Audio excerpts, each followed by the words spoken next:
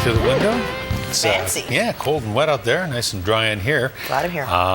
Not so dry out in the pitch. No, but the game will be played anyways, Hudson, because you don't get a banner hanging in the high school gym. But for boys high school soccer, winning the Colonist Cup carries just as much weight as a BC title.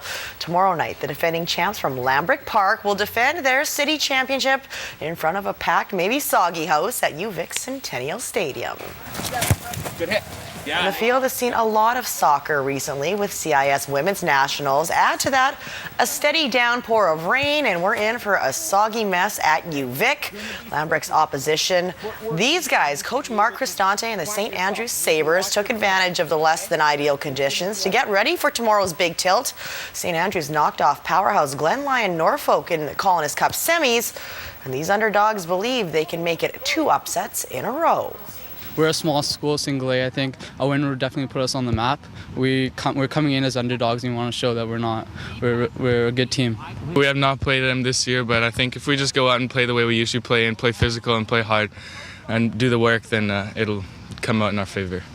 We've heard some things that they're physical, and that they're good. I mean, they've got to be good to be in the final. So that's all we have on them. You representing all the small schools tomorrow night? Yeah, I think so. I think we've got a few single A schools out there that are rooting for us, and maybe even some of the bigger ones. Well, it might not come down to fancy footwork and pinpoint passes, but rather a question of who can deal better with the conditions. You're going to be playing in some slop tomorrow. How do you feel about that? Oh, it'll be tough, but hopefully we'll keep the sliding to a minimum. It's soccer. It doesn't really matter. We're just going to play. Training today, so we'll get used to it a little bit. You can only preach proper footwear. Good hit, Derek. If they're not used to playing in the rain by now, I don't know if they'll ever be used to it. What you're playing for? Thursday's inter-squad, which is real for the tournament. A full slate of high school soccer sports taking place this week at the UVic campus. Under Friday night lights, the Claremont Spartans will host the 8th Annual Spartan Shoot Out lacrosse tournament. It is the culmination of the fall lacrosse season, and the only time this group gets to perform in front of their home crowd. Spartans are welcoming teams from Washington, the mainland, for a weekend of battle on the field. Opponent number 1, Bainbridge from Washington State. It's always a great experience every year. Teams from everywhere come around. It's so much fun.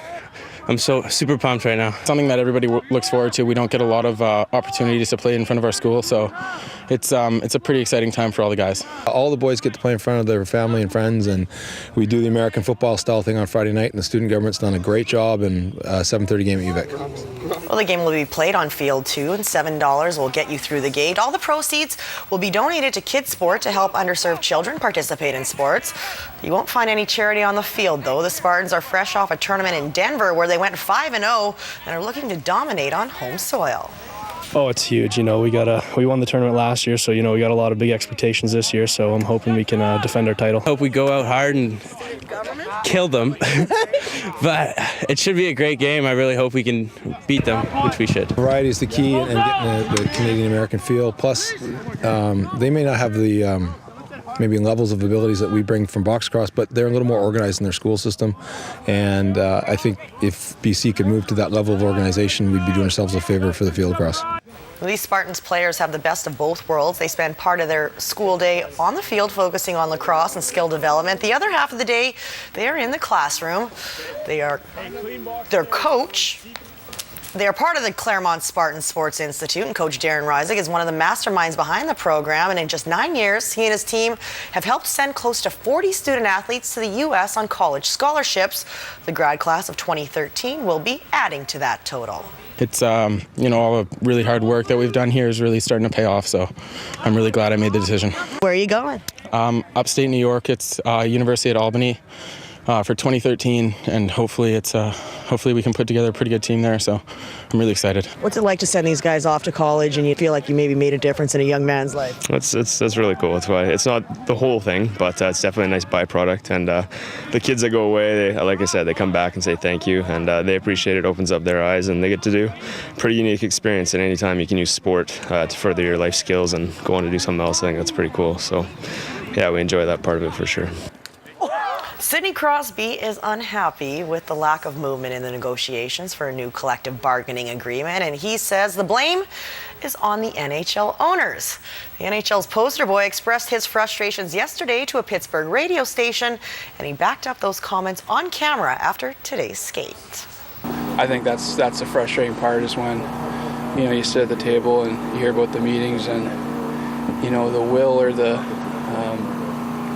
desperation to play doesn't really seem like it's on their side. And I think there's a deal to be made, and I think negotiations have to go better if there's going to be a deal. If it keeps going like this, everybody's going to lose.